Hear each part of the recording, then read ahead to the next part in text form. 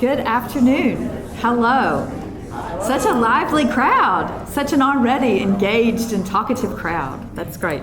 Hello and welcome to the second in this semester's SouthTalks lecture series here at the Center for the Study of Southern Culture. My name is Katie McKee and I am the Center's director.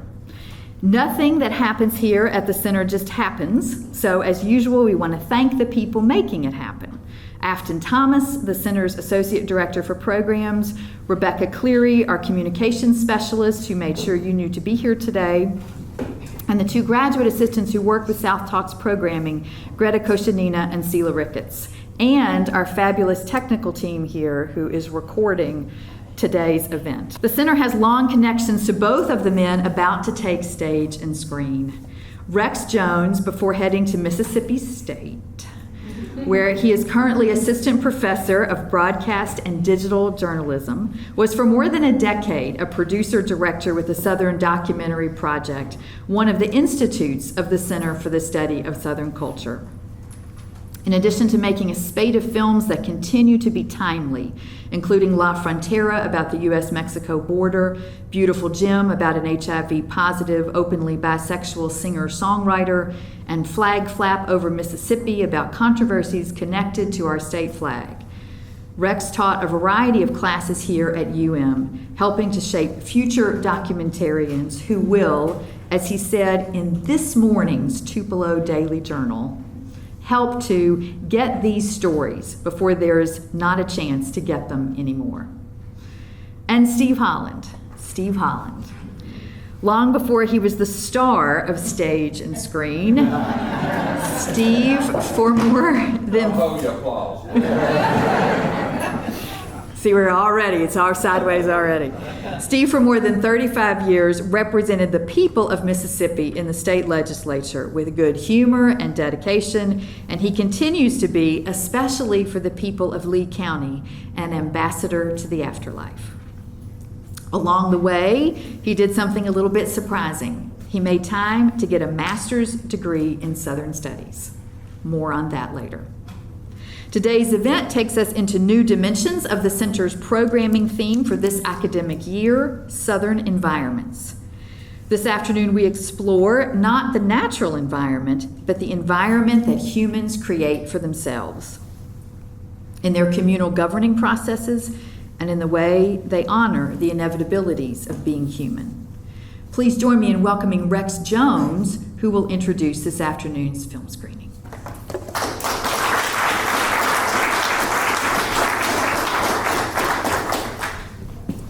Well, thank you everybody for being here. It's so wonderful to see such a full house, and I'm just glad that I'm the opening act for the Steve Holland show, because I certainly wouldn't want to follow him.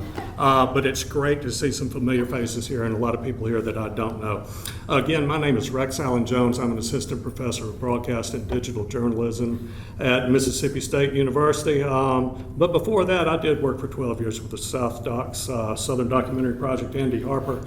And just a little background on how this all came about. So way back in 2019, about December, I guess, it was right before COVID kicked off, of course, and I was working on a film about the Sun and Sand Motel in Jackson, Mississippi. Some of you may be familiar with that. That was where all the legislators stayed in between sessions there, and it was known as Mississippi's legislative frat house. So I was interviewing somebody, and I can't remember who it was. I think it was Sid Salter. And he said, you know what, you really need to talk to Steve Holland about that, because he lived there for years, and he's got all kinds of stories, and he has a little gift of gab. And so that was kind of an underestimation of what I was about to get into there. So Steve had just been defeated that recently there in December. In November, he suffered his defeat there. And so in December, we scheduled something to go take a tour of the Sun and Sand before it was torn down. So that was what that film was all about. It just so happened that Steve was going to be moving out of the Capitol that day. And so, started thinking about that's 36 years of legislative history walking out the door there. I asked Steve, could I follow him around in the Capitol as he moved out? He said, sure thing. So we toured the Sun and Sand. We moved out of the Capitol there. COVID hit a couple months later, everything went sideways. I was finally able to wrap these films up in 2023. The Sun and Sand version, the Sun and Sand film, that is called Libation and Legislation. And if you would like to see that, all you do is Google it. It's available online. As Steve says, this is not my line. It's a great line. I wish I did. I wish I had coined it. He said they would go to the Sun and Sand to libate and legislate, to drink and make laws. So that's a A1 line there. And then, of course, we took the footage we had from the Capitol there, we turned that into a movie about Steve. It's really not a political movie at all. I hope you all will enjoy it. I will just close with, whenever I do something, I always show it to my mother and I get her opinion on it. And so I said, "What'd you think, Mom?" And she said, "Well," she said, "I don't like the title, and Steve really needs to clean up his language." so anyway, I hope you all like it better than my mother did. Thank you for coming.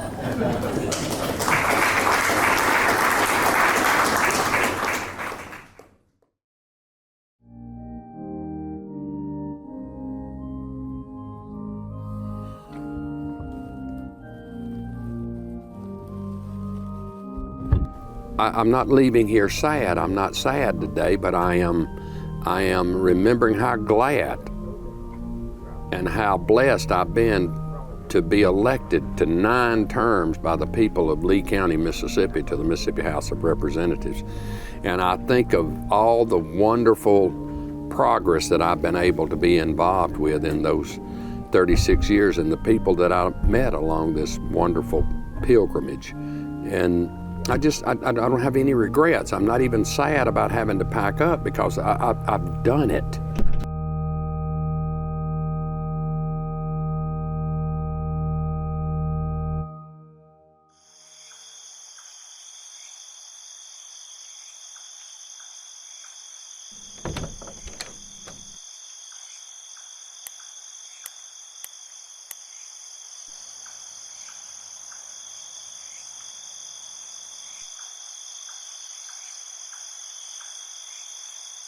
When you look death in the face every day, it gives you the keenest perspective that this is going to end at some point.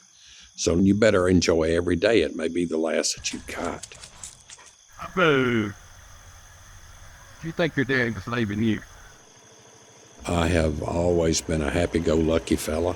Enjoy a good time, a good party, enjoy friends, enjoy lots of high-spirited libation, camaraderie. I'd re-elect his face.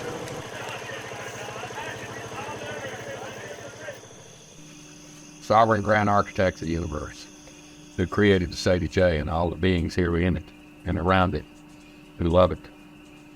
We thank you for food that nourishes our body and makes our bellies full and expands our minds and even sometimes makes us want to marginally sin. And we thank you for fellowship among the saints and the sinners. In the name of the Father, Son, and the Holy Ghost, amen. Amen.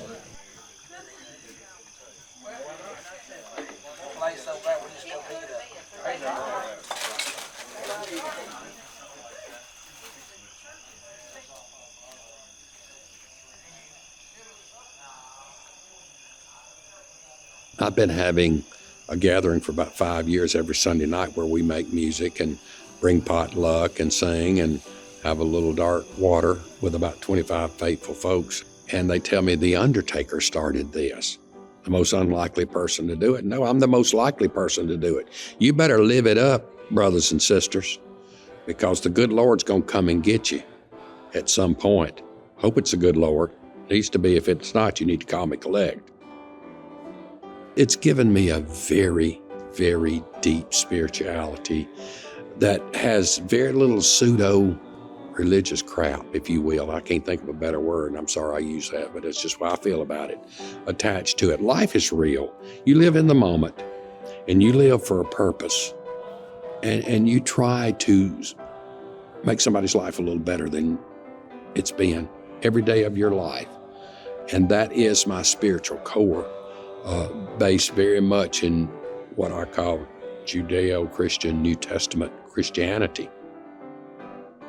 In the legislature, oh my God, I would get so impatient with folks who said, "Oh, we got to study this a couple of years." And I'd go, "Study hell. it honed in the energy, the perspective, the determination that I had for 36 years as a state legislator. I think by looking death in the face every day made me realize there's people out there that's got needs. There's people out there that are hurting. And you help them today, not 3 years from now after you study it. And I used to be prodded by my colleagues a whole lot in the legislature because they said, "You're the most impatient mother I've ever seen in my life." And I said, "I'm chairman of the damn committee. Get a life. We fixing to do this. I need to get a piece of law on the books that helps the mentally challenged, the physically infirmed." On and on and on and on and on.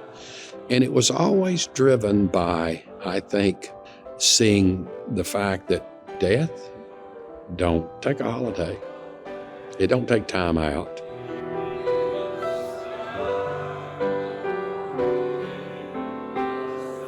Ellen, supervisor. Yeah.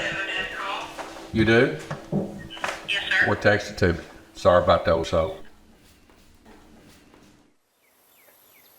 I grew up on a farm with 5 brothers and a mom and dad that were pretty good people.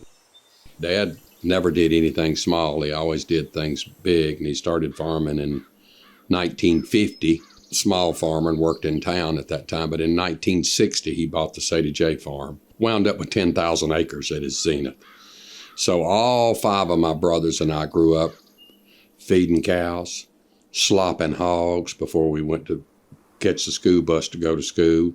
Mom made sure that we were healthy and that we were clean and that we were halfway decent in our voice and our decorum at school. And Dad just worked the ever-living hell out of us is what he did. And I thought at the time it was pretty rough, but in retrospect, over all these years, it absolutely was the most pristine upbringing anybody could have.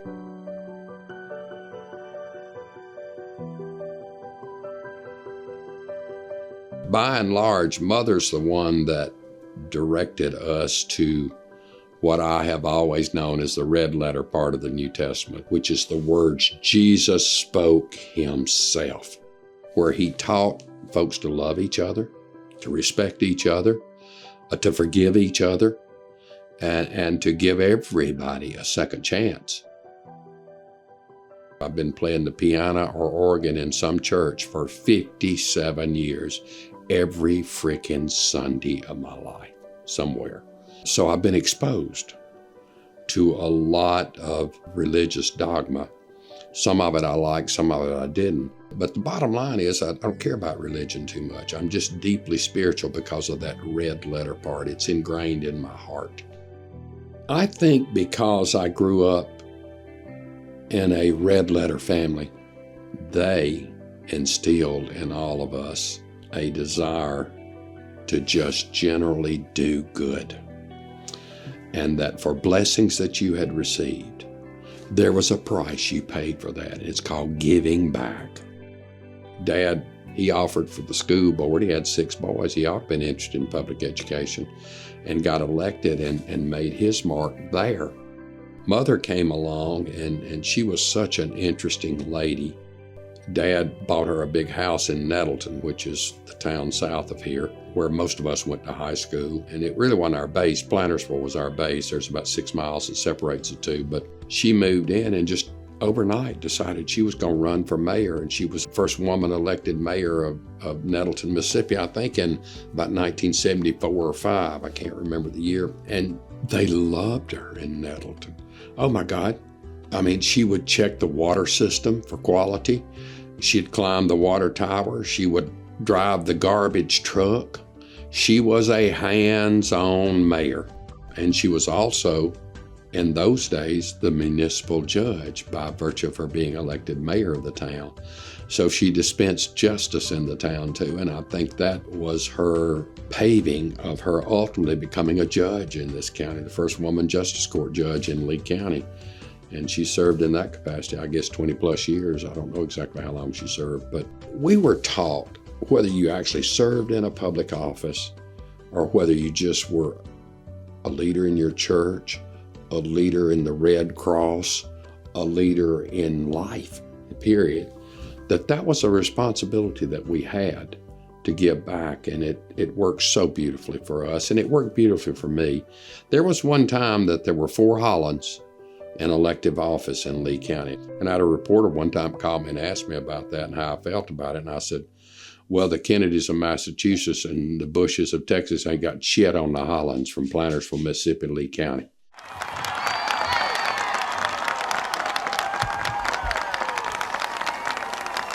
Thank you.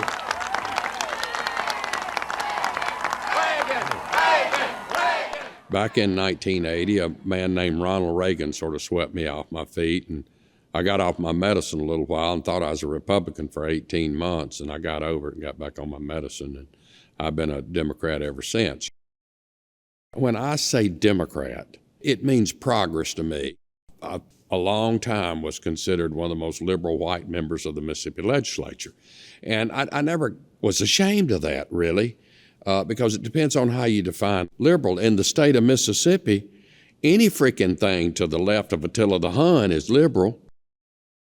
I got asked many years ago, why are you a Democrat? And it didn't take me 2 seconds. I said, I was raised by a Christian mother in a Christian home. I've always said I thought Jesus was a Democrat. He hung out with lepers and whores and tax collectors, and the woman that committed adultery, he drew the line in the sand, said, go and sin no more. He was into redemption and not punishment. And I think that's what Democrats are into, and it's what I'm into. Government is all about empowering people to be something that they otherwise could not be.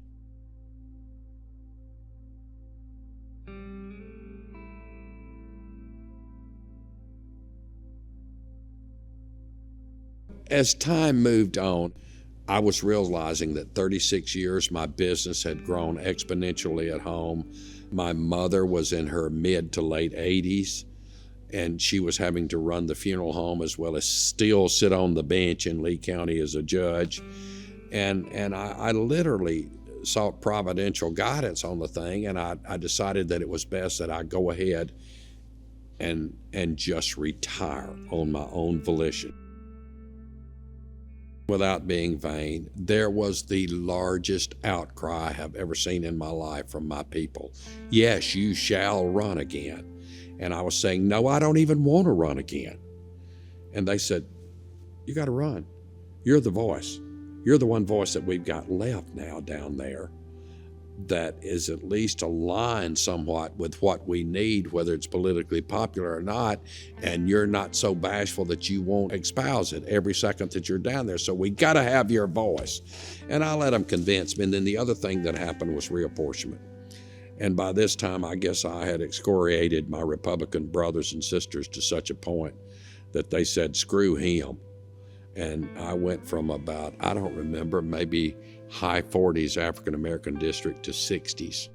They used a tactic that's commonly known as gerrymandering, where they put my residents in Plantersville in territory that I never run in that was almost supermajority African-American, black voting age population.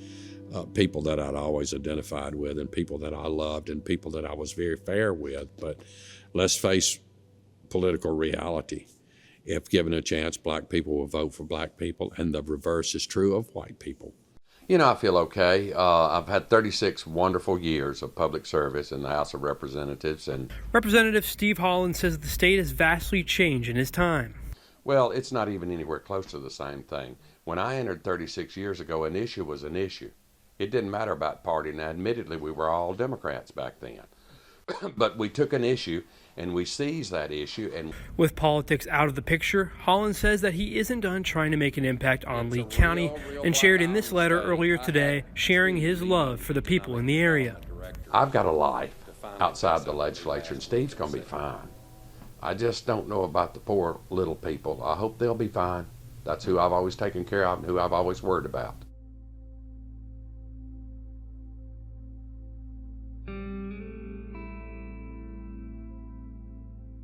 My spirit wasn't in it, and I honestly have to admit I was not too disappointed at all. And I have spent very little time in Jackson since then, very little time, because I'm a part of history now.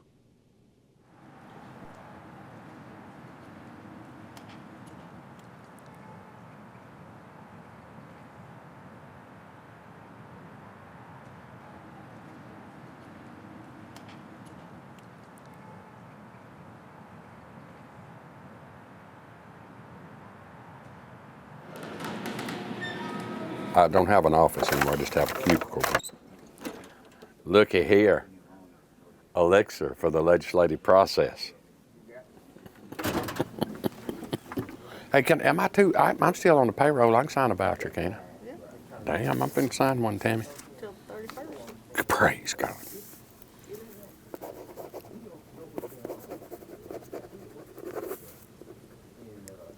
Oh, God, I do that every time. I've signed so many death certificates, I put my funeral licensure number every time I sign my name. Yeah, you'll hear from me. This is my old parking sign here. Hey, what's the porter's number downstairs? I could have a couple of boxes.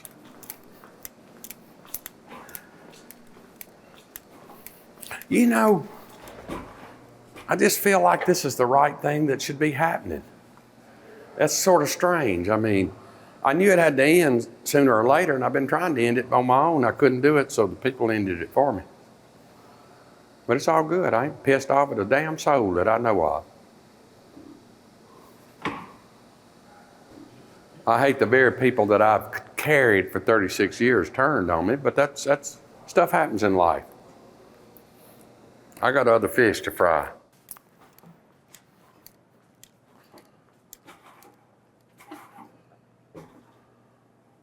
Hey, Rev. Pretty good.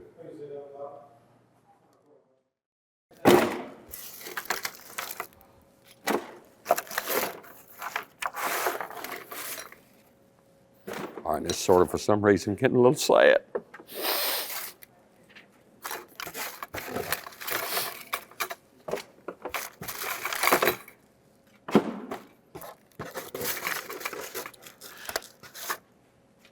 I miss Billy McCoy. We sat together 28 years. He sat right here.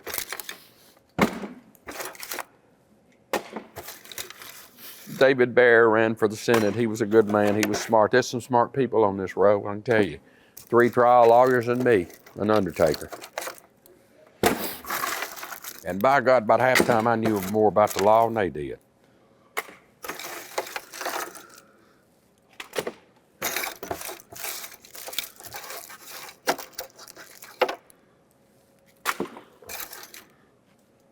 And let me tell you what's a tradition here. I'm about to get this cleaned out, I think.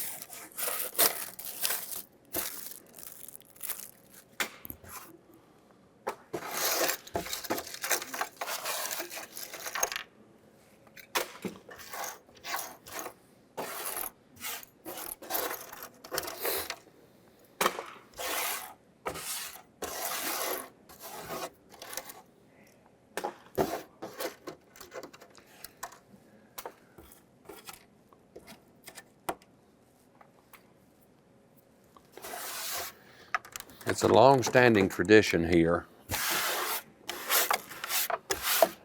that each member signs their desk every 4 years. 1, 2, 3, 4, 5, 6, 7, 8, 9. I'm fixing to sign the last time. Let's see if I can find a pen in here.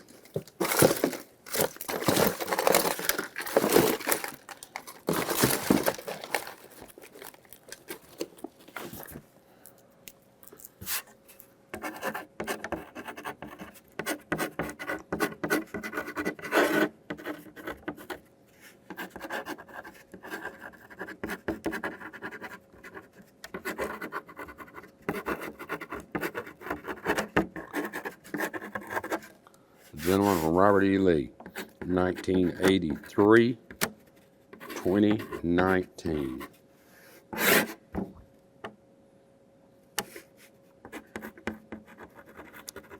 Farewell, my brothers and sisters.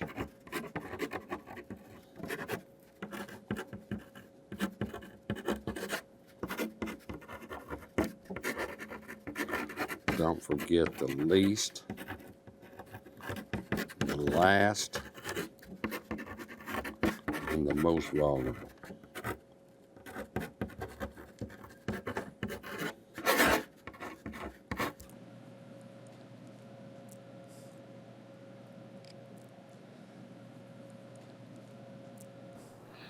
Well, so long, farewell.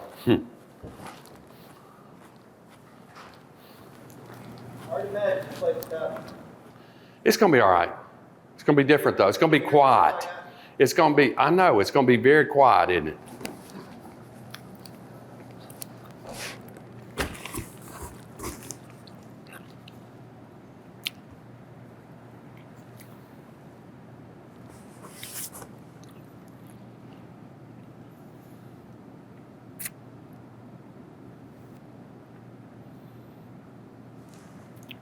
Boy, I've stood there 1,000 times. I shot Amy Tuck the bird one time right there, walking down through there, and the damn TV cameras caught it.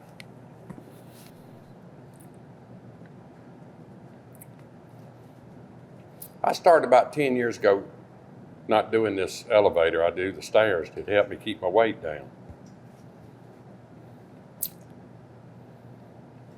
All right, down, down, down. Did Edgar Allan Poe write a poem about down, down, down? I made things happen in every committee that I chaired and every committee that I sat on for 36 years. And how can anybody be sad after that? I'm tired. I'm a middle-aged man. Now, actually, maybe upper middle-aged man. And it's time for me to retire. And so I'm going to spend the next, few years of my life I've got left reflecting on that and reliving with the people and the friends that I met some of those experiences, continuing to be involved, maybe in a smaller world than the Capitol, but still involved in my community, making a difference for people that need help. That's what I'm about. That's what I'll always be about. And when they put my fat ass in the crematory at Holland Funeral Home, somebody can say, well done, good and faithful servant. Taking it all out in the box. Not the first time I've taken something out in the box. That's the reason saying goodbye don't bother me too much. I specialize in saying goodbyes. It's been a good run, it's been a good ride, and I'm ready to go home. Be a Southern undertaker.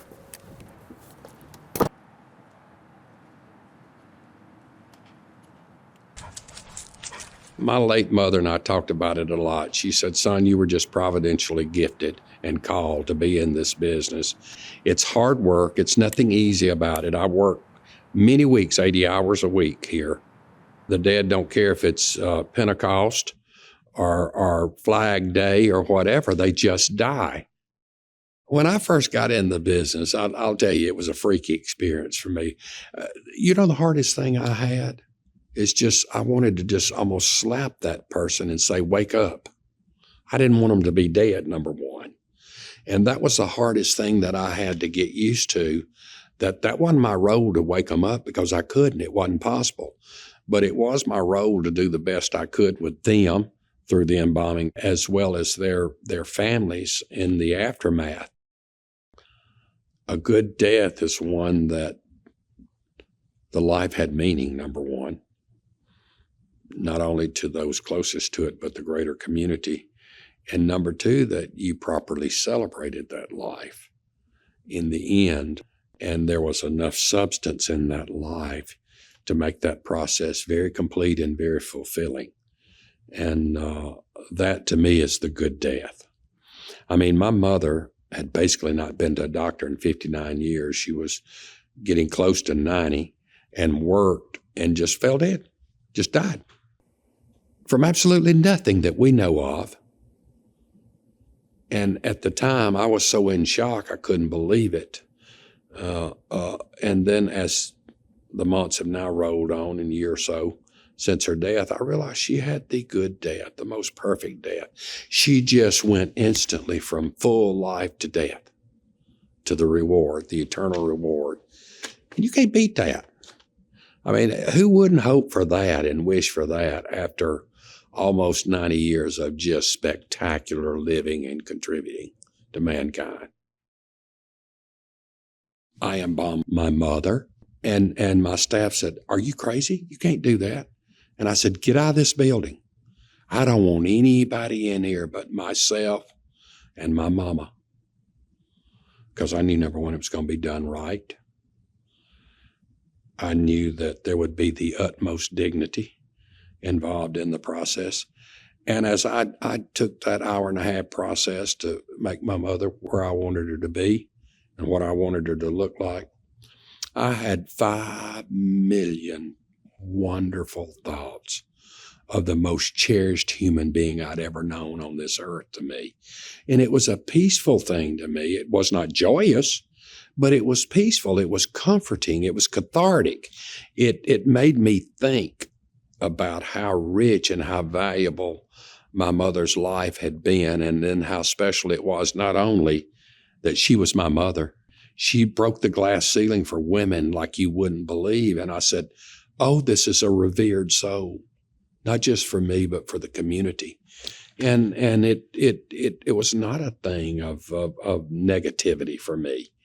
And I did it, and I did it right, and I got a lot of strength and peace from it. Now, can you imagine in 49 years how many sermons I've heard on heaven? Oh my gosh. A blender the size of a concrete mixer couldn't mix them all up.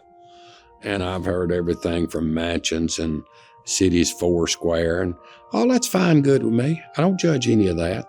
As for me, I have been blessed to have some kind of redemptive experience in my life that came from a combination of many things, from a loving mother, for one thing, and a father who made us go to church, which sort of turned me against it. I don't know what's going to happen after this is all over, but I know one thing. Wherever Mama is, that's where I'm going. And that's about all that's important to me. And she was a saint. So I believe that puts me in pretty good stead.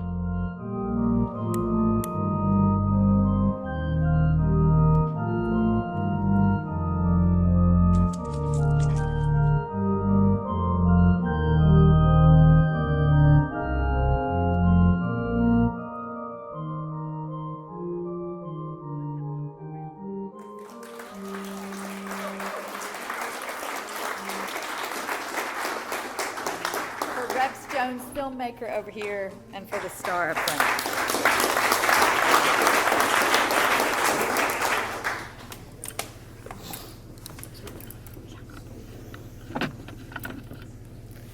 So being the director of the center puts me in a lot of completely impossible positions on pretty much a daily basis. And here I am in another one. I'm supposed to run this conversation. And as you can see from the personality we just witnessed on the screen, that's probably not going to be all that easy. But here's the plan. I'm going to ask Steve a few questions, and then there should be some time for you to ask questions. But I'm going to tell you in advance, he's got to get out of here at 5:30 because his grandson's piano recital is at 6:30 in Tupelo, and we're not going to make him late.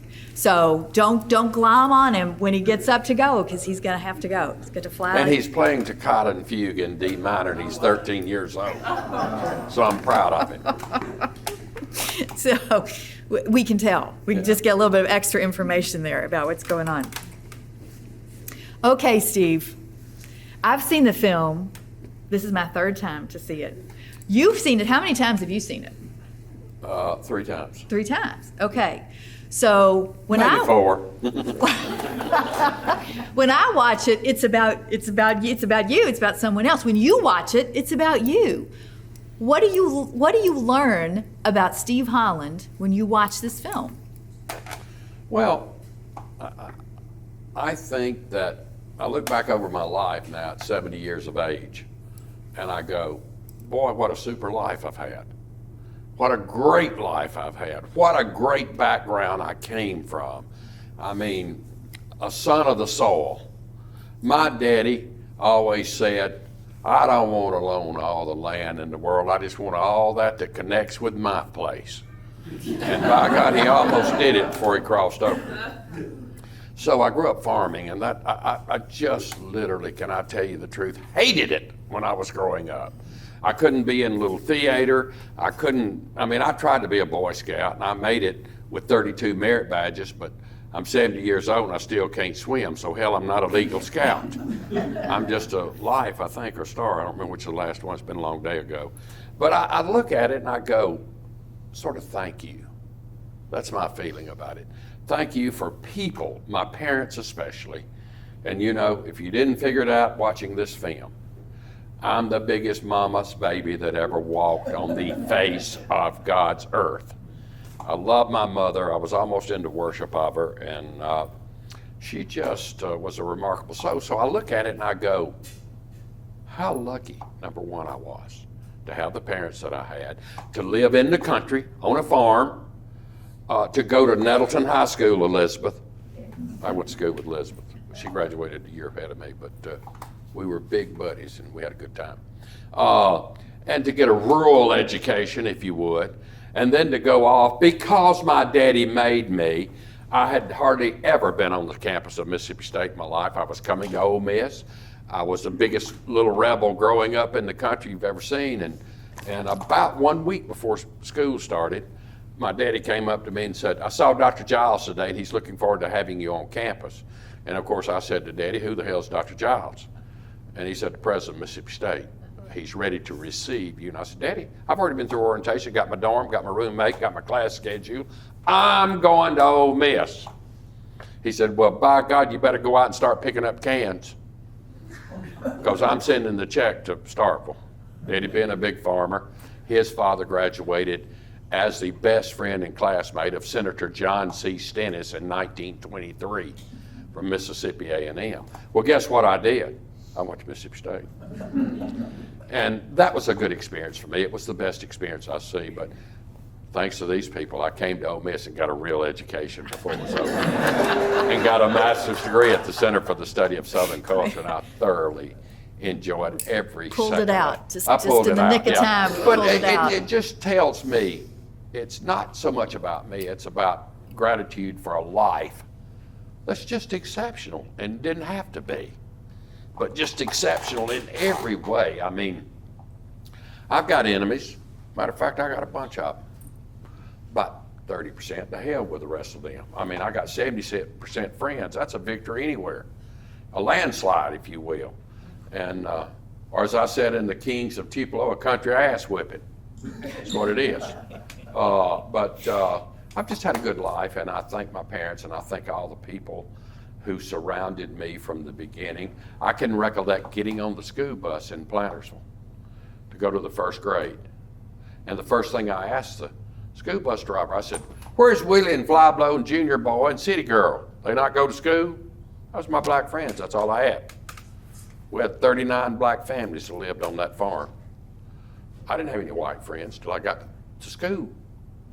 And it grieved me, and they all said, well, go see your daddy when you get home and ask him. And ask him, and I got home, Mama was home first because she was a homemaker. And she said, you got to see your daddy. And when he came out of the field, I asked him, and he said, you're too young to know about that right now. Everything will be all right. Well, it wasn't all right with me. And it never has been all right with me. And it's not all right to me tonight that Mississippi has had the sordid past that it's had, but I'm grateful we're making a little progress at this point. Well, let me ask you if is there anything that you learned about yourself through this process that surprised you? Well, I learned that I'm a survivor. I mean, if I tell y'all, I was literally so thrilled to be defeated. I was sick of the state capitol by the time this came around. The Republicans had become the supermajority, and I've done pretty good in life financially, but I'm just not a Republican. I don't mind if you are. I'm okay with that. But by God, I don't ever plan to be one. And I'm Democratic born, I'll be Democratic dead when I die. I've moved to the independent. I ran for supervisor a few years back and did not even scratch the surface on that because I ran for Congress, I ran for mayor of Tupelo, defeated in all those. My people wanted me to be in the state house, pure and simple. And I finally got that message. And I loved the fact that they empowered me to stay as long as I did because, vanity aside, you look at what happened between about 1985 and 2000. We revolutionized healthcare such as it was, public education, universities and colleges. Not ever enough, Dr. Mullins, never enough. But that's that man right there. If I wasn't in the trenches fighting every day of my life for higher salaries, a broad-based liberal arts education everywhere in Mississippi, and we moved the needle substantially in those years. I chaired the health care appropriations for 28 years, which included Medicaid, and there's still nobody in Jackson knows a damn thing about Medicaid. I get called every year. The speaker called me last year and he said, we're sort of at a loss. We don't know how to put the Medicaid budget together. I said, here's the deal. He'd done that about 3 or 4 years running. I said, here's the deal. I'll answer that on the phone. It won't cost you anything. Or I'm going to get in my car and drive to Jackson. You're going to pay me a $150,000 consultant fee, and it'll take me about 10 minutes to put the budget together. Which one do you want? He said, I believe I'll take the telephone thing. And I said, leave the damn thing alone, fund it, and deficit fund it when it's over, because it's health care for our citizens. So anyway, I talk a lot. Ask a question. Well, all right. So one thing I really love about the film, Rex, is the way that it invites us to think about these parallels between being a legislator and being an undertaker. So one of the things I heard in the film is you say, you don't know how long you have, so you better hurry up and get something done. Yes. So let's get this legislation moving. Can you say some more about what the relationship was for you between being an undertaker and a legislator? Are there other ways those things connect? When I would be threatened by an opponent, I'd say, you probably need to back out of this race right now, because what I'm about to do is pull my widow's list out and I'm going to beat your ass with it. So I had a lot of self-assurance going into the races. I never was closely touched, ever, in 9 terms until it became a black district and a black ran against me and he beat me. And I was with him for breakfast this morning. He's a good guy. Not nearly as good as me. He don't know what's going on. But he's a good guy, and I'm okay with that. The people spoke, and I always accepted the will of the people. But I don't know how to totally describe to you, but I did 603 funerals at my funeral home last year. Now you think about that. And you know how many of them I personally missed? 3. My mother, the day she died, said, son, don't ever have a funeral from Holland Funeral Home that there's not a Holland there. And I took her literally, and it's just the kind of person I am. I've been trained well. I've been gifted by somebody much stronger and more powerful than me. I know what to say. I know what to do. I have families that come in and they are just totally distraught. And I say, okay, first of all, let's have a drink. Well, you can't believe what whiskey will do to sort of level things out pretty quick. And then we plan a service, and I'm telling you, by the grace of God, they turn out beautiful. Most all of them turn out beautiful. So I've got that gift. But looking death in the face, as I said in that movie, if you don't think that won't make you get up and go and do and be what you think you ought to be to yourself and to your family and to others, then you're not much of a person. And it does every day of my life. I mean, we're bearing the 3rd child of a couple in Tupelo tomorrow. I buried all 3 of the children in 5 years. And they came in over the weekend, and they couldn't even talk. And I said, well, y'all just sit and listen a minute. I loved on them real good. I said, this is what we're going to do. You can't endure another big, massive funeral at First Methodist Church. You just can't endure it. I know you can't. So we're not going to do it. We're going to go out to the farm, and we're going to celebrate the life, and we're going to do it properly. And I hadn't seen them since. They'll show up tomorrow at 11 o'clock. But they loved it. And they hugged me when they went out and said, thank you for not making us have to make one decision. When you said we're not going to do a full-scale funeral, it was like a load was lifted off us. Well, that's what 52 years come May 14th will do for you in the dismal trade. My mom always said, if you stack BBs long enough, you get pretty dang good at it. And she was right. But looking this in the face and then going to the legislature and knowing that your role is not to drink whiskey every night at the Sun and Sand and go to parties, but to make the difference in people's lives and be fearless and step out on the twig, because that's where the fruit is, and just take your chance and bust hell wide open if it don't happen. And I just had the ability to do that. I don't think it's because I was necessarily aggressive. I just felt always the importance and the timeliness of getting legislation passed that was good for the people. I didn't win them all, did I, Andy? Not even near. But they knew I was in the room. And when the Republicans took over, they gutted me on committees. I didn't even serve on the health committee that I'd chaired forever and ever and ever and ever and ever and ever. And I just went up to the speaker and I said, well, I'm gonna tell you something, Speaker. I know more about the rules than you'll ever learn. So you better be careful, and when I stand up at my desk and seek recognition, you recognize me and you keep your big mouth shut, because I've got something to say. And we did it that way. You'd be surprised how I swayed that thing from the right over to the middle a little bit everywhere. And in Mississippi, oh God Almighty, you need to be to the left to get anything done for this beleaguered state, but you got to get in the middle to really make progress. And I just think, I got awards from 87 different organizations in 36 years. I'm not bragging about that, but again, I would tackle it, I would seize an issue. And I didn't care who was for it. I got the first money when Ryan White passed in the legislature. And I'm just gonna be blunt with you. I went to the chairman of appropriations, who was the late great Charlie Capps. And I said, Charlie, I'm about to write in $6 million in the public health budget to match Ryan White funds so these people dying of AIDS can have a life and be productive and work and control their illness. We ain't doing anything for the queers. I said, okay. Then you get up on the floor of the House and you say that, because by God, I came to not ask your permission. I came to tell you that's what we're about to do. He sent me to the Speaker. The Speaker chewed me out, said about the same thing. And I said, well, leave the podium and be a member of the House and take a stand against me, because I'm bringing it out. I didn't come to get your permission. $6 million still in there to this good day.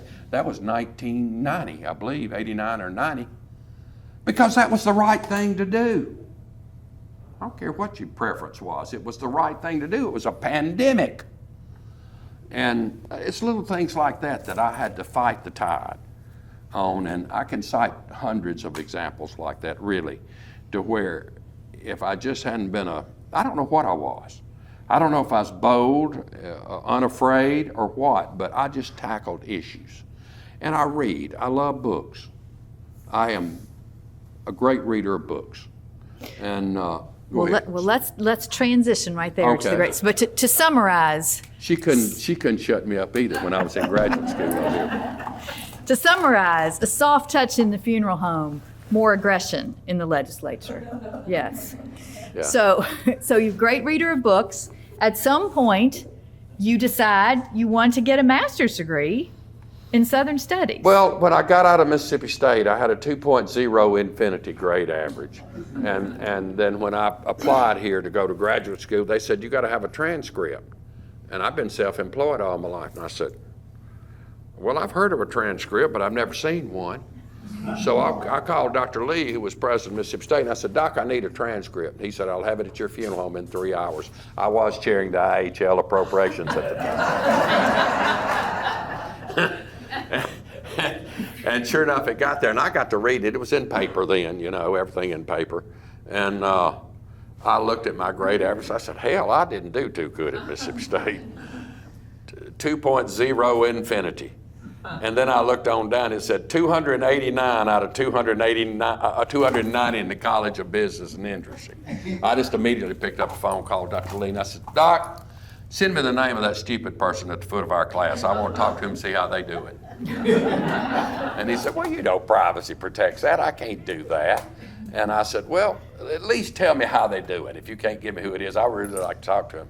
And he said, well, if it makes you feel any better, Chairman, she is the chairman of the board of a Fortune 500 company in America. And I said, hallelujah, But I begged these people to get in. I didn't use any of my power. I begged them. I said, just give me a chance, because I worked for Jamie Whitten when I got out of Mississippi State in Washington for 3 years. And whether you like Jamie Whitten or not, he was chairman of the Appropriations Committee, and he was powerful. And I walked every step he walked for 3 years, and I learned the process. And I was in appropriations when he'd take a number 2 lead pencil and write money in for this and that. And he mumbled everything through because you couldn't understand a crapping thing he said. And that was his tactic. And so I just wanted to come to Ole Miss for one thing. Can I tell you the truth, Rex? I'm sorry. I know you graduated undergraduate from Mississippi State too. I hadn't spent 5 hours in Starkville, Mississippi since I graduated. I'm an Oxonian. I love it over here. I love it in Oxford, Mississippi. If I ever retire, I'm going to see if I can afford a house over here. Come on over here and lay up and read books. Right. Okay. But Well, will you be back around? You yeah, can I'll come be back and sit out around. You here need and to read give me some a books classroom and- over here is what you need to do, Dr. Katie. But Well, and you've I got won't charge one. you anything. This is a classroom. I know it is. I know, but I What? need one. So tell me one thing that you learned in Southern Studies that you thought, I didn't know Well, that. I'll tell you what I learned. I came here with one mission. I was a very proud Southerner in one standpoint, and I knew why I was. But I didn't understand the South exactly. And I said, I need some kind of academic training to focus my academic mind already on what is it that's so special about being a Southerner. And I found it here. And I found out more or less that the way I was brought up was okay, that I had nothing to apologize for, nothing, and that among Southerners, I had gifts that some others didn't. Number one, I had a broad open mind. Number two, I had made a difference for a lot of Southerners' lives. I mean, I just buried a lady last week. Up until her, I had 5 old ladies that had no family left that I was taking care of in a nursing home. Power of attorney on all of them, taking care of their health care. I don't think anybody in the Bronx would do that. They might, but Southerners do because it's the right thing to do. And so it sort of honed me in academically on the fact that I was a proud Southerner. I mean, I oppose, for example, Dr. Poindexter remembers this, Dr. Mullins, Andrew Poindexter Mullins from Knoxville County. I wasn't ready to change the flag in 2001. So the speaker appointed me to the flag commission. And William Winter might have been my best friend in all of my political life. Our house set a house after the Sun and Sand folded for 10 years. Then it backed up to their thing, and Miss Elise would cook me breakfast 2 days a week. Andy, you love them. They were just some of the greatest souls that ever lived, as far as I'm concerned, in Mississippi. So what I learned was there are good people and there's some smart people in Mississippi. They have to work real hard to make a difference sometime, harder than maybe other parts of the country. But the fight's worth the fight. And we took it as far as we could take it with Charles Reagan, and Charles Reagan said, I don't know what we're going to do, it's just the way it is. And so I took it to a very precious man named Robert Kayak, and I said, Doc, I got to get this degree. And I want this degree, so would you tell Dr. Etheridge to make me write 10 papers a week if she wants to? I'm going to do it. And she finally agreed to do that, and for every paper that the rest of the students wrote, I wrote 3. There you go. And it took me a night and day doing research and pleasing her. And in the end, about 3 years after I graduated, Katie, I don't know if you remember this, she invited me back to teach a class. And I was very emotional about it. Because she made me work, it was not a gift. None of it was a gift to me. I did everything and more that every student did in the program at the time. And I believe out of 12 people the year I came in, I was the only Mississippian in the program. I think that's right. Could be yeah. true. And so, Well, there's a good note to end the Southern Studies piece on. yeah. I love Southern you worked Studies. hard and you got it. And I got it. I sure and did. We're And glad to be this connected. place is going to be a major benefactor here before long for me. Because that's what I want. Let's see if the people have some questions. Sure. Out there in the audience. We're good. So we've got a range of topics possible here, obviously. So, Dr. Mullins. Can you tell them about how we all had to deal with Tommy Horn? Tell us a little bit about Tommy Horn. Well, Tommy Horn was from Meridian. And to say he was a racist would be like saying the Pope is definitely a Catholic. He was unindicted co-conspirator. He ran the bulldozer that covered the 3 civil rights workers, is what they'd said. And I got along with Tommy, but I had to use a lot of force to get him along with him. But he rebelled on every bill. He hated liberals, hated them with a passion. And in the end, one of the things, in addition to making the teddy bear the state toy of Mississippi, one of my prize pieces of legislation was to introduce the bill that put the archival monument at the site where the 3 civil rights workers in Philadelphia. And it turned out to be an enormous ceremony in the end. People that I never dreamed that would come were there to initiate that marker. But Tommy Horn just was a mean person. He just was a ruthless, very bright. He was a lawyer. Was he an Ole Miss lawyer or an MC lawyer? Can you remember? I know he's a lawyer. Ole Miss or MC? Miami, you're right. Yeah. But if he'd been an Ole Miss lawyer, he'd been much more calm and centrist. But he wasn't, and he fought everything in the legislature. And that wasn't uncommon, Andy, really, with people from the time I started in '83 till they were sidelined somewhere along the way, about 2005 anyway, when Billy McCoy took over and Haley Barbour was governor, which was an interesting dichotomy. Actually, Haley Barbour and I were just about best friends. We'd play bad cop, good cop. I'd call him. I said, Haley, fixing to roll out a press conference, by God, and I'm going to call you scum. He said, I got my response ready before you even call it. But interestingly enough, we both sort of wanted the same thing. So I had to yield a little bit and come over here, and he yielded a little bit and came here, and it was beneficial for the state. Now, I didn't say I was in bed with him and loved him, but I did respect him as a governor, and other than William Winter, he was my favorite of all time. So, because he knew politics and knew how to move things. But we served with some rascals. I mean, I'm telling you, if you think getting a bill through the legislature is easy, you're absolutely insane crazy. There was nothing easy about it. You had to fight for everything. And I look back and the victories that we had for the right causes really still make me feel real good. Real good. Yes, ma'am. Yes. Well, you recognize. Mary Knight in the back. You were talking about that with David Barber. Can you talk about it maybe on a national level? Just, I know the way that I've heard, some of the former representatives of Washington say that the people you see in front of the cameras and the way that they behave that way, they're not necessarily that way when the cameras are not there. So can you talk a little bit about the way that people did try to get along, and you see that in politics now? Well, it's all theater now, and it's scorched earth politics, win at all costs, whichever side you're on. And that beleaguers me to no end. I quit watching news. I can't take it. Literally, my system won't take it anymore. But to say they had a different face in the arena as they had in the Monocle that night in Washington, a wonderful bar in Washington, D.C. We're all human. We all got our favorites. I think we would have probably had warfare if we hadn't had the Sun and Sand Bar to go to at night and settle our differences. You couldn't sometimes settle them on the floor of the house, but that was a cheap, sleazy place, the sleaziest place I've ever stayed for 20-something years in my life. I mean, we all had the same central air unit. If you wanted to be hot and it was cold, Tufsky Shitsky. You just got what they offered you. And I don't know how we didn't all get Legionnaire's disease, breathing.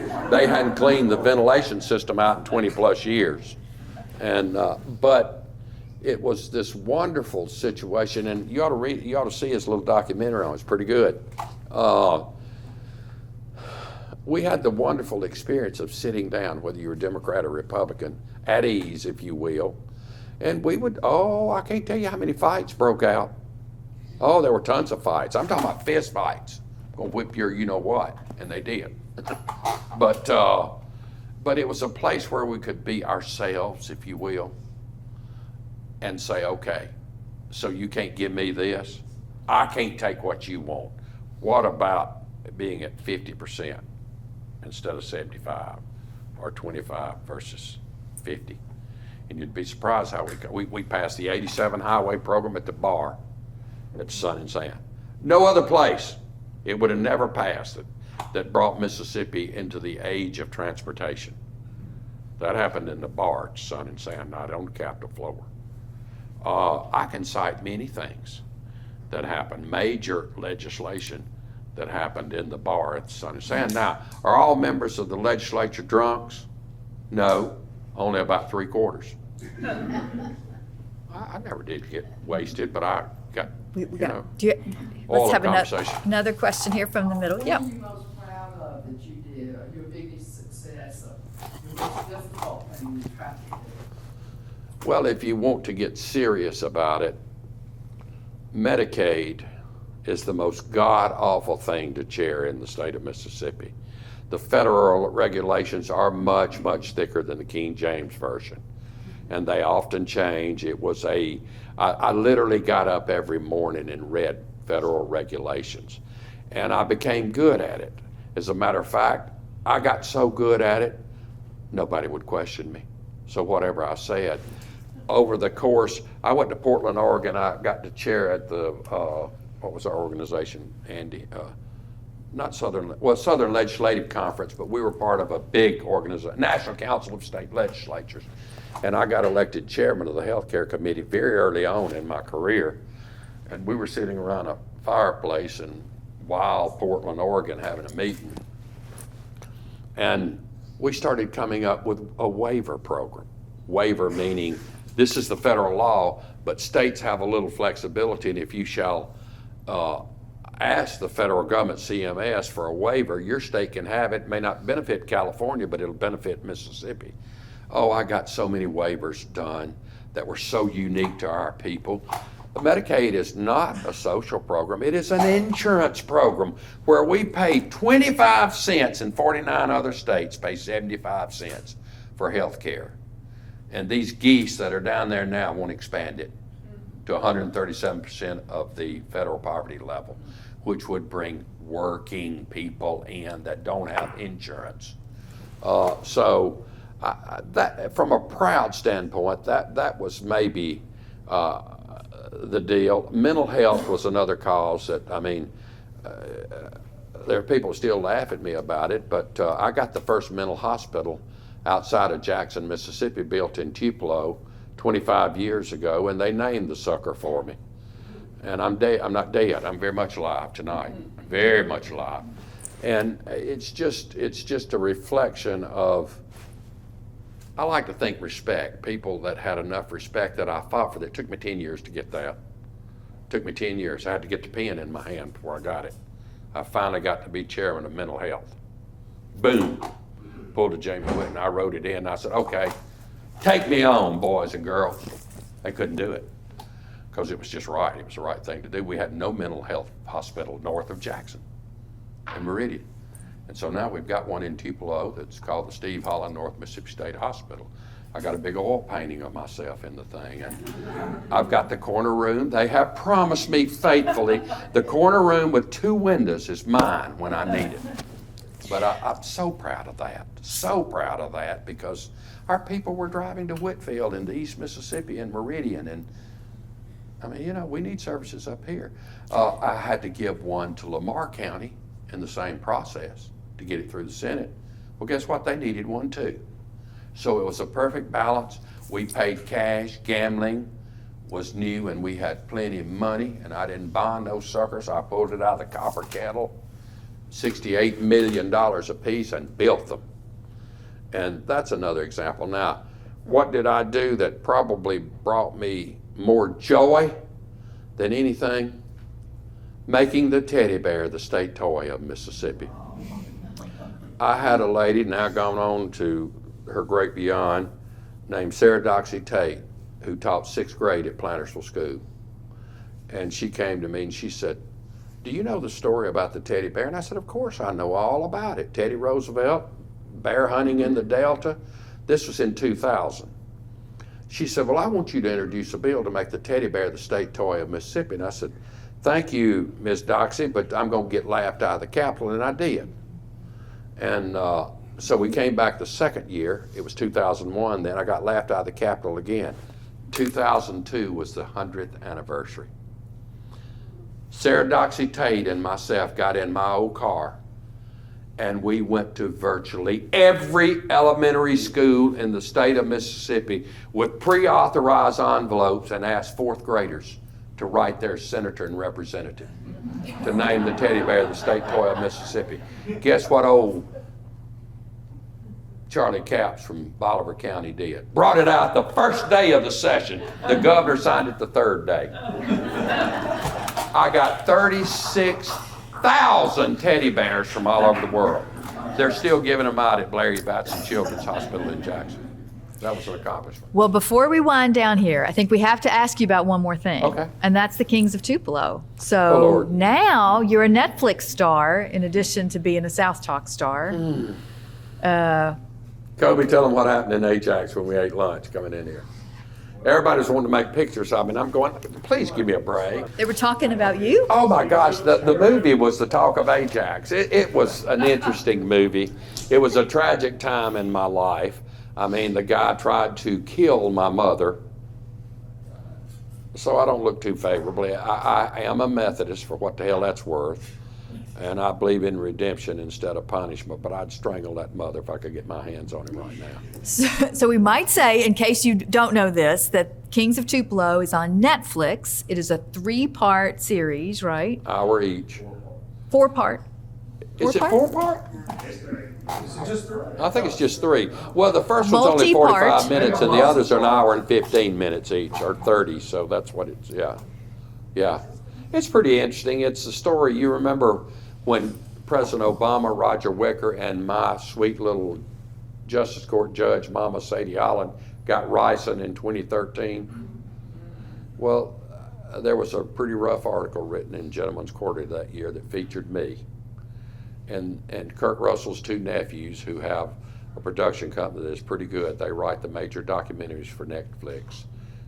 2 lovely souls that I really got to know and love, approached me, and they said, we bought the Gentleman's Quarterly article, and we want you to play you.